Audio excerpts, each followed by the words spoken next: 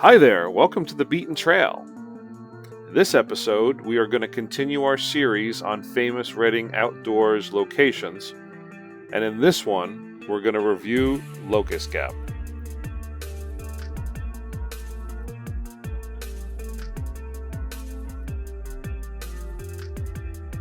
Now, the last time we visited Locust Gap, we only got to see half of it, so this is part 2.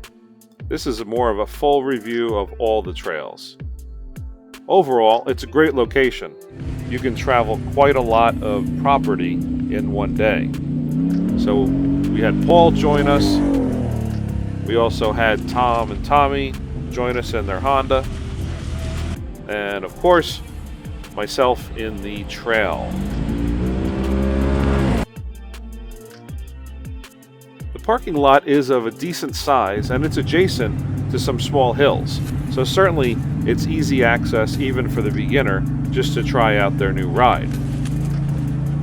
So we got out there and there are some switchbacks and there are some hills, but really nothing more than an intermediate can handle. We did run into some snow and ice, but by the time this video comes out on YouTube, the snow will be gone, the ice will be melted, and spring will be back. Along with spring will be more mud.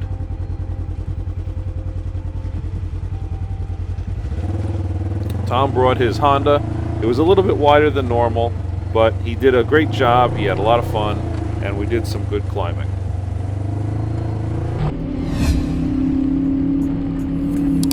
Now, wide open hills and trails are all combined here, so you're going to run into one and the other, and it's a lot of fun. Now, if you really want to see big hills, you're going to have to make your way over to Mount Carmel. The hills here were fun, nothing major and not snow covered, so they really weren't crazy overall.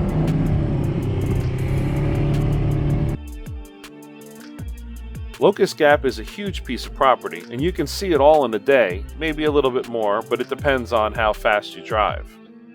There are some really long circuits, and there's some good high-speed runs.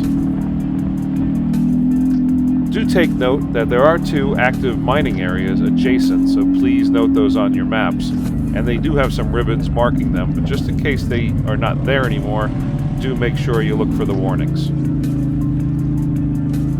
There is quite a variety of trails, and you can find some hills, but you'll enjoy everything that you run into Locust Gap. We were not able to find the Centralia fires that have spread from that location over here to Locust Gap. We know they're in the hills. It was a nice day out. We just couldn't find them. So next time when we get out there, we'll get some film footage of that as well.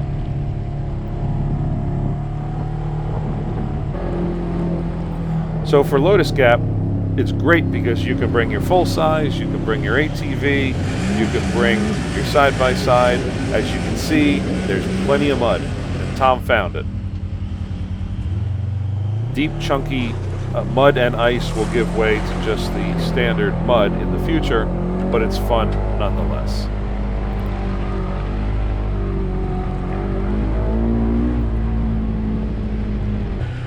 We recommend that you use Maprika, and the app is great.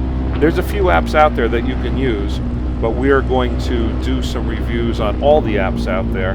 But we find Maprika to be pretty handy because you can find your location on the fly, instantly, real time. Now you can explore Locust Gap, and if you get bored, you can always go over to the adjacent Mount Carmel. Now, Mount Carmel does not have a parking lot, so you can only access it one of 2 ways. One would be through Locust Gap, past the 901 road, and the other way would be through Ashland North. Now, overall, there's some really good hills and big hills over at Mount Carmel. Fun, huh? Awesome.